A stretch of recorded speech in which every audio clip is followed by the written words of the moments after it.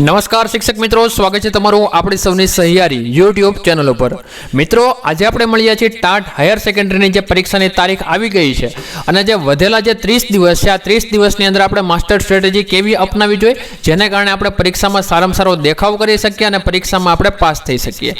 તો આજનો આ વિડીયો આખો એને ડેડિકેટ કરેલો છે। વિડીયો પૂરો જોવાનો રાખજો, જેને કારણે તમને તમામ પ્રકારની માહિતી મળી જાય અને એક પણ બાબત છે તમારી પરીક્ષા માટે ઉપયોગી છે, તમારા કરિયર બાબતે ઉપયોગી છે અને તમારે શિક્ષક જો બનવું જ છે તો તમારી માટે ખૂબ જ ઉપયોગી છે। તો બને તો શક્ય હોય તો પૂરો વિડીયો જોજો, જેના કારણે આવનારા 30 દિવસમાં શું કરવું જોઈએ જેની તમને વિશેષથી ખબર પડે। તો વાત કરીએ છીએ। નમસ્કાર મિત્રો, ટ્રિક નોલેજ ચેનલ પર તમારું સ્વાગત છે।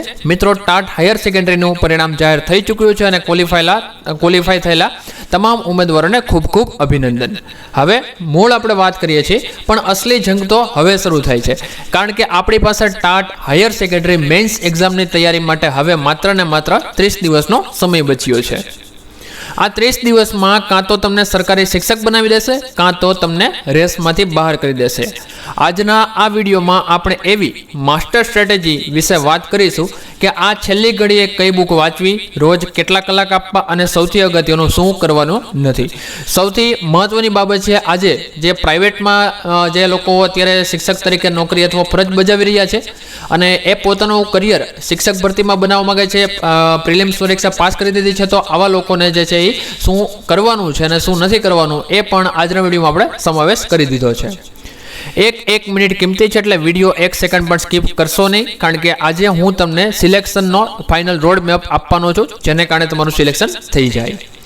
30 દિવસનું ટાઈમ ટેબલ છે। સૌથી પહેલાં વાત કરી લઈ કે ભાઈ શું કરવાનું છે। આપણી જે બ્લુ પ્રિન્ટ આજે આપણે તૈયાર કરી છે અને એ પ્રમાણે તમે કામ કરશો તો 100% તમને ફાયદો થશે। ચલો, સૌથી પહેલાં વાત કરીએ કે આ 30 દિવસમાં શું કરવું, એટલે કે વોટ ટુ ડુ। તમારી આખી એક્ઝામ સ્ટ્રેટેજીને 2 ભાગમાં વહેંચી દો। પેપર 1 ભાષા ગુજરાતી અને પેપર 2 તમારો મુખ્ય વિષય એટલે કે કન્ટેન્ટ, જેને તમે વિષય વસ્તુ તરીકે પણ ઓળખો છો। રોજ 8 થી 10 કલાકનું વાંચન, હવે સમય ઓછો છે એટલે રોજ ઓછામાં ઓછા 4 કલાક પેપર 1 અને 5 થી 6 કલાક તમારા કન્ટેન્ટને આપવા જ જોશે। જો અહીંયા પેપર 1 માટે થોડો વધારે સમય માગ્યો છે, કારણ કે પેપર 1 છે એમાં નિબંધ છે, સંક્ષેપીકરણ છે, ચર્ચાપત્ર છે, વ્યાકરણનો સમાવેશ થઈ જાય છે, તો એના માટે થોડો વિશેષ સમય, કારણ કે લેખિત વસ્તુ છે, કારણ કે એમાં તમારે માર્ક કવર કરવાના છે, નિબંધ છે, ચર્ચાપત્ર છે, તો આમાં ખાસ કરી તમારે જે છે થોડી વધારે પ્રેક્ટિસ કરવાની છે। કઈ રીતે પ્રેક્ટિસ કરવાની છે એ પણ તમને આગળ વિડીયોમાં જણાવું છું, એટલે તમને ખ્યાલ આવે, એટલે આખું પદ્ધતિસર બનાવેલું છે, એટલે તમને વિશેષથી ખ્યાલ આવે।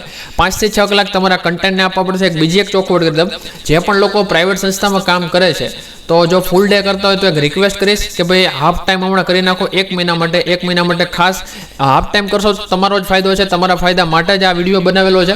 એટલે બની શકે તો હમણાં થોડો સમય ઓછો કરી નાખો અને પૂરેપૂરું ફોકસ એક્ઝામ ઉપર આપો, કારણ કે હવે પ્રિલિમ્સ તો પાસ કરી દીધી છે, હવે મેઇન્સ છે, 1 મહિનો હજુ પણ તમે વધારે મહેનત કરી દો તો જે છે તમારું શિક્ષક બનવાનું સપનું પૂરું થઈ શકે છે। સ્ટાન્ડર્ડ બુક્સ અને મટીરિયલ કન્ટેન્ટ માટે ધોરણ 11 અને 12ના પાઠ્યપુસ્તકો GCERT અને GSEB ને તમારી ગીતામાંની લો કોઈ પણ પ્રાઇવેટ પ્રકાશનની પાછળ ભાગવા કરતા ઓરિજિનલ ટેક્સ્ટ બુકના એક ચેપ્ટરના પ્રશ્નો તૈયાર કરો। મિત્રો, આ બાબત પણ એક જરૂરી છે। જો તમારી પાસે ટેક્સ્ટ બુક ન પ્રાપ્ય હોય PDF સ્વરૂપમાં તો કમેન્ટ બોક્સમાં કમેન્ટ કરી દેજો, ક્યાંથી તમારે PDF મેળવવી એની પણ તમને માહિતી મળી જશે અને બિલકુલ ફ્રી સોર્સમાં, એટલે તમારે કોઈ પેમેન્ટ નથી કરવાનું, પૈસા નથી ચૂકવવાના। રાઇટિંગ પ્રેક્ટિસ તો સૌથી મહત્વનું છે। લખાણ તમે કરશો એટલું જ તમારા માટે ફાયદાકારક છે। મેન્સ પરીક્ષા એ માત્ર વાંચવાની નથી, લખવાની પરીક્ષા છે। જો તમે રોજ 2 પ્રશ્નો જાતે લખવાની પ્રેક્ટિસ નહીં કરો તો પરીક્ષા હોલમાં તમારો હાથ નહીં ચાલે અને પેપર અધૂરું છૂટી જશે। હવે ઘણા લોકો અત્યારે એવી ભૂલ કરે છે કે પેપર આજે જે છે લખે છે, પાછા આવતીકાલે નથી લખતા, પાછા બીજા દિવસે લખે છે, પાછું ત્રીજો દી છોડી દે છે, પણ આવું નથી કરવાનું। રૂટીન પ્રેક્ટિસ કરવાની છે, જેને કારણે તમારો આત્મવિશ્વાસ પણ વધશે અને સામે ટાઈમનું મેનેજમેન્ટ તમારું પણ થતું જશે। હવે વાત કરીએ આ ભૂલ બિલકુલ ના કરતા શું ના કરવું, એટલે કે વોટ નોટ ટુ ડુ। હવે સમજીએ કે આ સમયે શું ના કરવું જોઈએ, કારણ કે સાચા રસ્તે ચાલવા માટે કયો રસ્તો ખોટો છે તે જાણવું ખૂબ જ જરૂરી છે। નવા મટીરિયલ પાછળ ના ભાગો, 30 દિવસમાં બજારમાંથી કોઈ નવી બુક લાવીને વાંચવાનું સાહસ ના કરતા, જે વાંચ્યું છે તેનું જ મલ્ટિપલ ટાઈમ્સ રિવિઝન કરો. હવે ઘણા લોકો એવા હશે કે સર મારે તો રિઝલ્ટ આવ્યું અને હવે અમે પરીક્ષા છે એની તૈયારી મારે ચાલુ કરવી છે, મારે એક્ઝામની હવે કોઈ મને સ્ટ્રેટેજી સજેસ્ટ કરો. તેમના માટે એક જ વસ્તુ કહેવાનો છું કે તમે જે છે એ કોઈ પણ પબ્લિકેશન લેવા કરતાં અત્યારે માર્કેટમાં અને યુટ્યુબ ઉપર અથવા તો તમે જે કોઈ ક્ષેત્ર સાથે જોડાયેલા છો ત્યાંથી માત્ર ને માત્ર અત્યારે જે ગુજરાતી જે પહેલો પેપર આવે છે એની તમે પ્રેક્ટિસ કરો અને બાકી તમારો કન્ટેન્ટ છે જે વિષય વસ્તુ છે તો 11 અને 12નું તમે કન્ટેન્ટ વાંચશો તો તમને સૌથી વધારે ફાયદો થઈ શકે છે. મોબાઈલ અને સોશિયલ મીડિયાથી દૂરી, હા, મોબાઈલ અને સોશિયલ મીડિયાથી દૂરી એટલા માટે કીધું છે કે ઇન્સ્ટાગ્રામ છે, રીલ્સ છે, આવી બિનજરૂરી વસ્તુથી તમે ન જો. બિનજરૂરી વસ્તુ હું તો ત્યાં સુધી કહું છું આ બધું હમણાં થોડાક સમય માટે અનઇન્સ્ટોલ કરી નાખો, કારણ કે આ દૂષણ છે, આપણો ટાઈમ એ બગાડે છે, આપણે એડિક્શન કરી દે છે. 2 કલાક ક્યાં ચાલી જાય છે ખબર નથી પડતી. યુટ્યુબ જુઓ અને યુટ્યુબમાં પણ એવી વસ્તુ જુઓ જે તમારા ભવિષ્ય માટે, તમારા ફ્યુચર માટે ફાયદાકારક છે, તમારું ફિનાન્શિયલ સ્ટ્રક્ચર સારું કરી શકે એવી જે બાબતો છે કે જે શિક્ષકને લગતી છે તો એ બધું જોવાનું રાખો. પેપર 1ની અવગણના ના કરા. ઘણા બધા ઉમેદવારો ખાસ કરીને જ્યારે કોઈ વ્યક્તિનો ફોન આવે છે ત્યારે એવું જ કહે છે કે ભાઈ મારે પેપર 1નું તો બધું કામકાજ થઈ ગયું છે, મારે એમાં વાંધો આવવાનો નથી. તો ખાસ આ વસ્તુ ના કરશો. અને ઘણા ઉમેદવારો માત્ર પોતાના વિષયની પાછળ આખો દિવસ કાઢી નાખે છે, તો આ પણ ભૂલ ન કરો. બંને માટે સરખું પ્રમાણ આપો. ઘણા લોકો કહે છે મારે પહેલો ભાગ થઈ ગયો છે, પહેલું પેપર થઈ ગયું છે, સારી બાબત છે, પણ છતાં એને રિવિઝન કરો. દરરોજ એક પત્ર લખો, એક નિબંધ લખો, એક ચર્ચાપત્રની ચર્ચા કરો, સંક્ષેપીકરણનો એક આખો મુદ્દો ઉપાડો. તો એવી રીતે કરતા જશો તો તમારું ટાઈમ મેનેજમેન્ટ તમને ખબર પડશે. તમને આપણે કહેવાય ને જે શબ્દ ભંડોળ, તમારી લખવાની શૈલી છે એ પણ ડેવલપ થશે. તમે લખો છો એમાં તમારી કેળવણી એક સાબિત થશે, તમે પોતે કેળવા. સાથે સાથે સમય મેનેજમેન્ટ પણ તમને ખ્યાલ આવશે. અત્યારે તમે કોઈ એક પેપરમાં સારા છો, 100% સાચી બાબત છે, પણ આપણે પરીક્ષામાં જે સમય મેનેજમેન્ટ છે, ટાઈમ મેનેજમેન્ટ છે એને લઈને પણ આપણે ધ્યાન રાખવું પડશે. તો પેપર 1 ઉપર પણ જે છે એ થોડો વધારે ફોકસ આપો. પેપર 2 છે એના ઉપર પણ તમે ફોકસ કરો છો, બિલકુલ સારી બાબત છે, પણ બંને વસ્તુ સરખી રીતે ચાલવાની છે, કોઈ વસ્તુ સ્કીપ ના થઈ જાય, આ વસ્તુ પણ ખાસ ધ્યાન રાખવાની છે. યાદ રાખજો, જેનું ગુજરાતી નબળું ગયું તે મેરિટમાં ક્યારેય ટોપ પર નહીં આવી શકે. નિબંધ, પત્ર લેખન અને ચર્ચાપત્રમાં સારા માર્ક્સ લાવવા આજે જ તમારું જે સક્સેસનો બ્લુ પ્રિન્ટ છે એ તૈયાર છે, હમણાં તમને જણાવું છું. અથવા તમે પણ અત્યારે એટલા મેચ્યોર છો કે તમે પણ પોતાની જાતે તૈયાર કરી શકો છો. જો તમારાથી નથી થતું તો કમેન્ટ બોક્સમાં કમેન્ટ કરજો, અમે તમને 100% આખી તમારા પ્રમાણે, તમારા વિષય પ્રમાણે એક બ્લુ પ્રિન્ટ તૈયાર કરવામાં તમને મદદરૂપ થશું. હવે બ્રહ્માસ્ત્ર, કે ભાઈ પેપર 1 માટેનો બ્રહ્માસ્ત્ર શું છે, પેપર 1 કેવી રીતે આપણે પાસ કરી શકાય. પણ સાહેબ આ છેલ્લી ઘડીએ પેપર 1 ગુજરાતીની સંપૂર્ણ તૈયારીની પ્રેક્ટિસ એક સાથે ક્યાંથી કરવી, એનો સચોટ ઇલાજ છે આપણી પાસે. તમારી મેન્સની સીટ 100% કન્ફર્મ કરવા માટે ટ્રીક નોલેજ પ્લેટફોર્મ તમારા માટે લાવ્યું છે અલ્ટિમેટ ડિજિટલ મટીરિયલ. સ્ક્રીન પર જુઓ, સૌથી પહેલાં ટાટ સેકન્ડરી અને હાયર સેકન્ડરી ગુજરાતી પેપર 1નો સંપૂર્ણ કોર્સ છે, જેમાં તમને મળશે 50 સૌથી મોસ્ટ ઇમ્પોર્ટન્ટ નિબંધ લેખન, 50 સંક્ષેપીકરણ, 50 પત્ર લેખન અને 25 ચર્ચાપત્ર.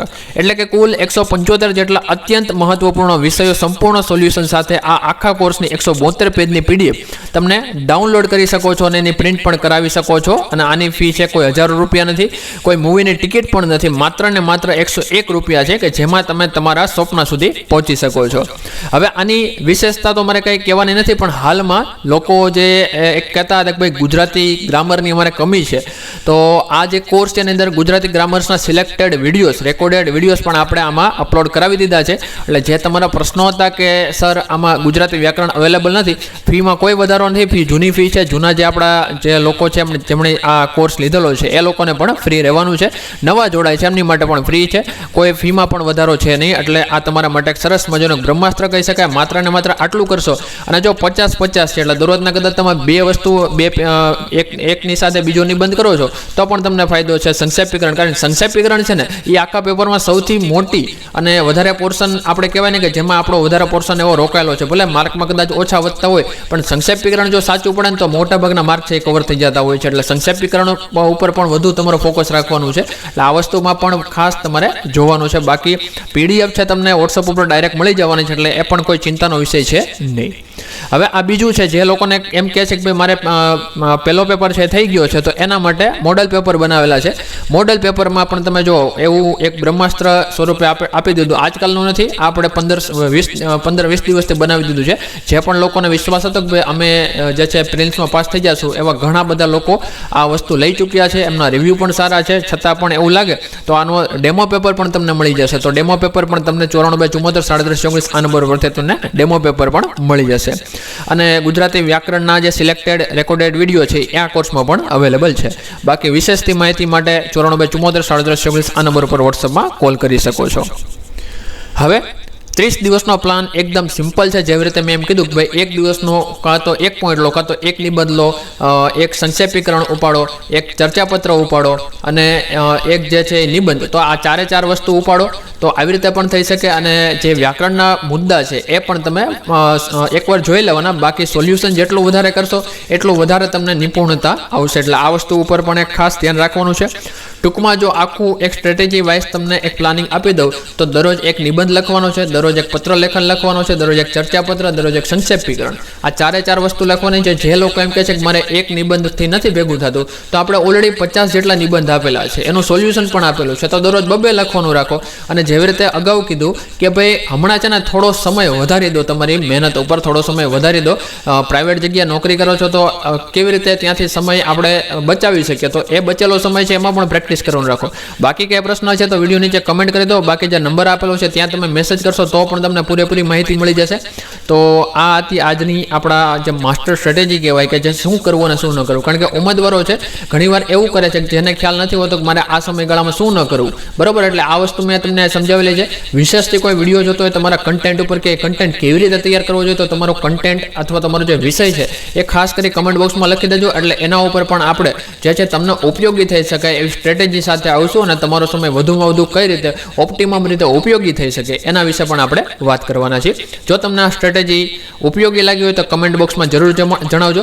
તમારા જે પણ મિત્રો ટાટ હાયર સેકન્ડરીમાં પાસ થયા છે તેમની સાથે આ વિડીયો અત્યારે જ શેર કરો, જેથી તેઓ પણ સાચી દિશામાં તૈયારી શરૂ કરી શકે. શૈક્ષણિક જગતની આવી જ સચોટ માહિતી અને કરિયર ગાઈડન્સ માટે ચેનલને સબસ્ક્રાઇબ કરવાનું ભૂલશો નહીં. મળીએ છીએ આગામી વિડીયોમાં. વાંચતા રહો, આગળ વધતા રહો. જય હિન્દ, ઓલ ધી બેસ્ટ.